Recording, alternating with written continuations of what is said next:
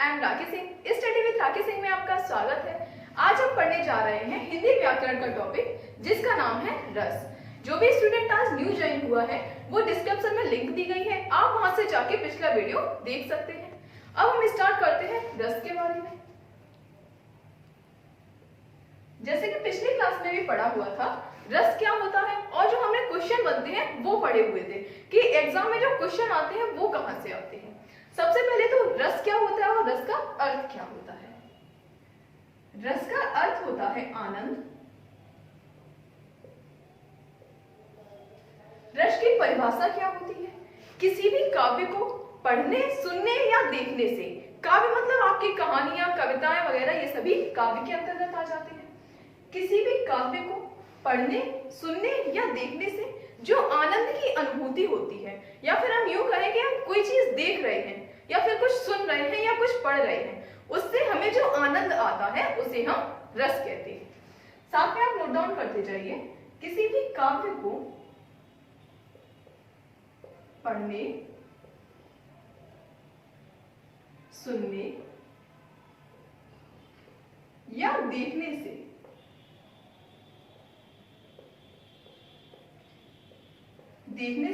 जो आनंद की अनुभूति होती है उसे हम रस कहते हैं। साथ ही पढ़ाया गया था रस के अंग क्या क्या होते हैं। रस के 4 अंग होते हैं।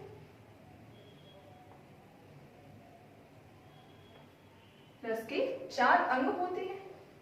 स्थायी भाव, विभाव, अनुभाव, संचारी भाव।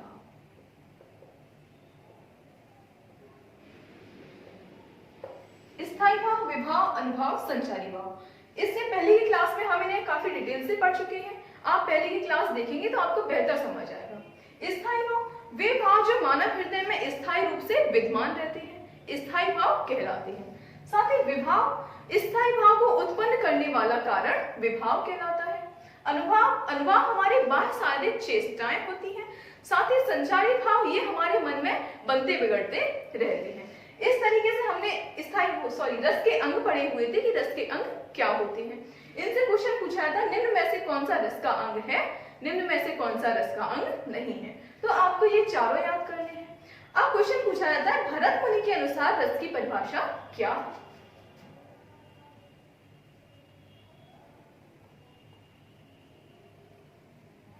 भरत मुनि ने रस के अंगों के माध्यम से ही रस की परिभाषा दी है।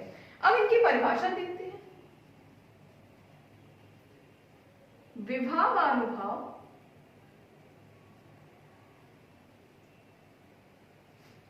व्यभिचारी,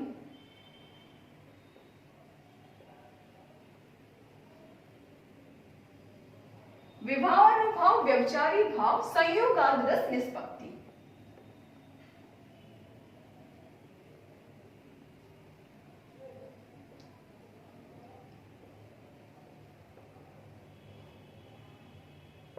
रस निष्पत्ति अर्थात विभावानुभाव, व्यभिचारी भाव, संयोगाद रस निष्पत्ति। इसका मतलब क्या है? विभावानुभाव यानी कि विभाव, अनुभाव यानी अनुभाव, व्यभिचारी भाव क्योंकि संचारी भाव का दूसरा नाम है जैसा कि बताया गया था। विभाव, अनुभाव और संचारी भाव या व्यभिचारी भाव के संयोग से, इन तीनों के संयोग से रस की निष्पत्ति होती है। यही भरत मुनि की परिभाषा है। क्वेश्चन पूछा जाता है भरत मुनि ने अपने रस सूत्र में किस भाव का उल्लेख नहीं किया है। क्वेश्चन में ऑप्शन आते हैं स्थायी भाव, विभाव, अनुभाव, संचारी भाव। अब भरत मुनि का जो रस सूत्र है उसमें उन्होंने किस रस का उल्लेख नहीं किया है, किस भाव का उल्लेख नहीं किया है। उन्होंने स्थायी भाव का उल्लेख नहीं किया है। ये भी क्वेश्चन काफी बनता है। अब क्वेश्चन पूछा जाता है भरत मुनि से ही बनता है, भरत मुनि के अनुसार रस की संख्या कितनी है। भरत मुनि ने रसों की संख्या 8 बताई है, जो कि श्रृंगार से लेकर अद्भुत रस तक की है।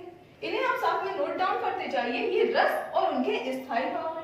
क्वेश्चन सीधा बनता है श्रृंगार रस का स्थायी भाव क्या है, हास्य रस का स्थायी भाव क्या है, करुण रस का स्थायी भाव क्या है। जैसे श्रृंगार रस का स्थायी भाव होता है रति या प्रेम। हास्य रस हमारे मन में हास्य रस है, हास्य रस का जो स्थायी भाव है वो क्या है, हंसी या हास। करुण रस तो करुण है परंतु स्थायी भाव हमारे मन में वो किस रूप में बैठा हुआ है? शोक के रूप में। क्लियर है? इस तरीके से आप इनके रस और स्थायी भाव याद करते जाइए और साथ ही इनका हमें रिवीजन भी करना होता है और इन्हें हम काफी डिटेल से भी पढ़ते जाएंगे साथ में। अब आता है भरत मुनि ने तो रसों की संख्या 8 बता दी। अब क्वेश्चन पूछा जाता है 9वें रस के रूप में किसे जोड़ा गया है? अब 9वें रस के रूप में जैसा कि लिखा गया है कि 9वें रस के रूप में शांत रस को जोड़ा गया है। शांत रस का स्थायी भाव क्या होता है? शांत रस का स्थायी भाव होता है सम या निर्वेद। शांत रस का स्थायी भाव निर्वेद होता है। अब शांत रस को किसने जोड़ा है? शांत रस को उदय भट्ट के द्वारा जोड़ा गया है।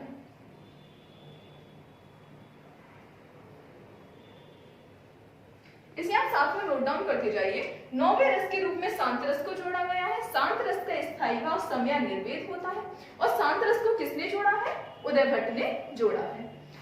अब यदि आपके में क्वेश्चन बनता है रसों की संख्या कितनी है?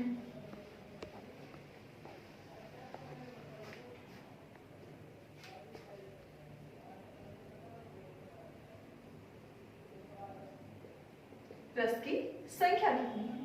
अब हमने यहाँ देखा, हमने शुरुआत से यही पढ़े होते हैं श्रृंगार रस, करुण रस, रौद्र रस, यानी कि रसों की संख्या 9 होती है। ये हम यदि क्वेश्चन बनता है रसों की संख्या कितनी है तो 9 है। अब आपने पढ़े होंगे वात्सल्य रस और भक्ति रस, यानी कि इसमें तो ये लिखे ही नहीं है तो रसों की संख्या फिर 11 भी हो जाएगी। अब क्वेश्चन यदि बनता है रसों की कुल संख्या कितनी है? रसों की कुल संख्या 11 है, जिसमें आपके 2 और आ जाते हैं। एक आपका होता है वात्सल्य रस,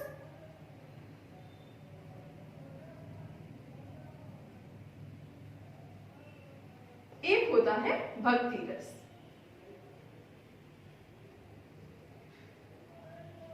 वात्सल्य रस का मतलब क्या होता है? वात्सल्य रस का अर्थ होता है माता पिता का अपने संतान के प्रति प्रेम, यानी कि इसका स्थायी भाव काफी बुकों में आपको वत्सल मिलेगा, काफी बुक में आपको स्नेह मिलेगा और काफी बुक्स में आपको संतान विषयक रति मिलेगा। संतान विषयक रति।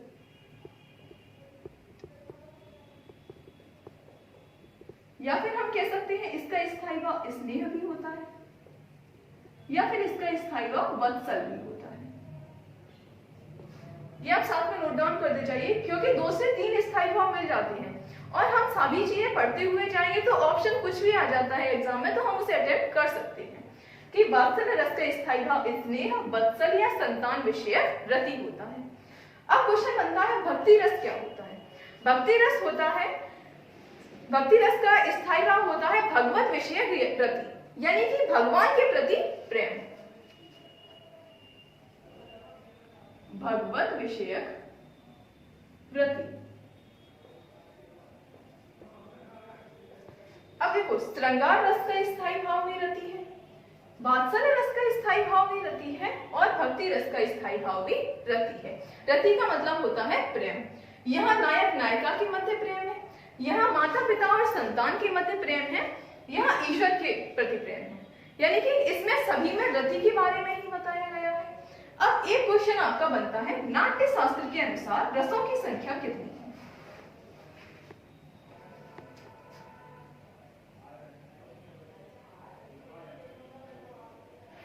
क्योंकि रसों की कुल संख्या तो 11 है, परंतु नाट्य शास्त्र के विद्वानों ने माना है कि जब श्रृंगार रस का स्थायी भाव भी रति है और श्रृंगार रस के जो 2 भेद होते हैं, संयोग श्रृंगार रस और वियोग श्रृंगार रस, उनका स्थायी भाव भी हमने रति ही पढ़ा है।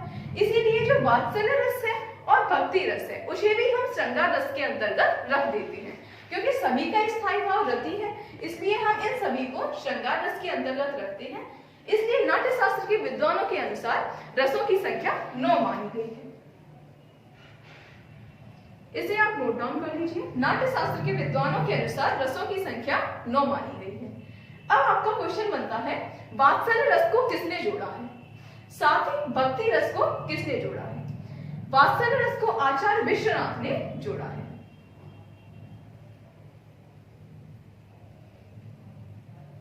और भक्ति रस को रूप गोस्वामी ने जोड़ा है।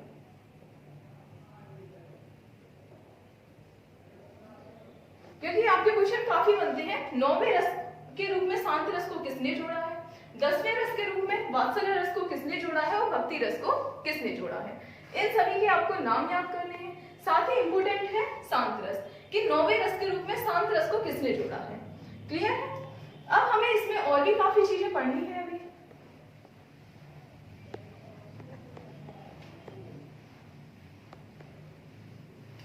अब हम देखते हैं श्रृंगार रस के बारे में।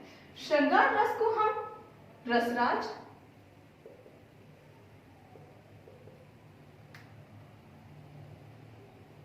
या आर्य रस के नाम से भी जानते हैं। रसराज या आदि रस के नाम से भी जानते हैं। श्रृंगार रस के दो भेद होते हैं।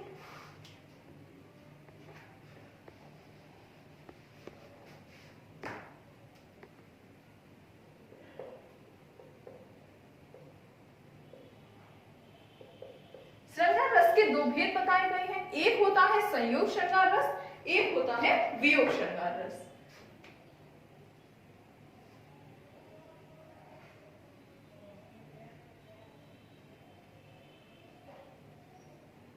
संयोग श्रृंगार और वियोग श्रृंगार।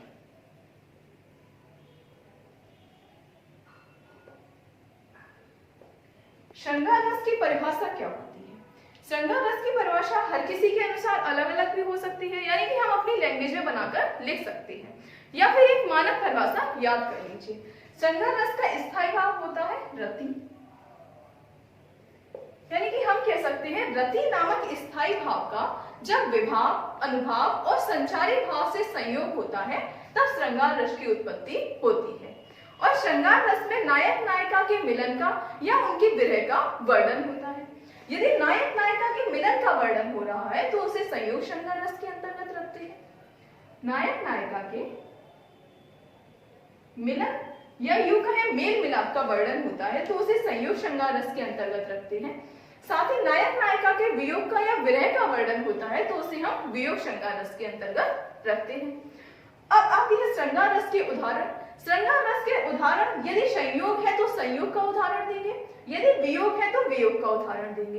यदि क्वेश्चन पूछा जाता है श्रृंगार रस का उदाहरण समझाइए तो हम संयोग और वियोग में से किसी का भी उदाहरण लिख सकते हैं।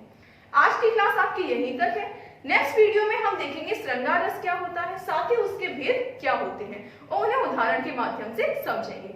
यदि वीडियो अच्छा लगा हो तो वीडियो को लाइक और चैनल को सब्सक्राइब करना मत भूलिए। Thanks for watching.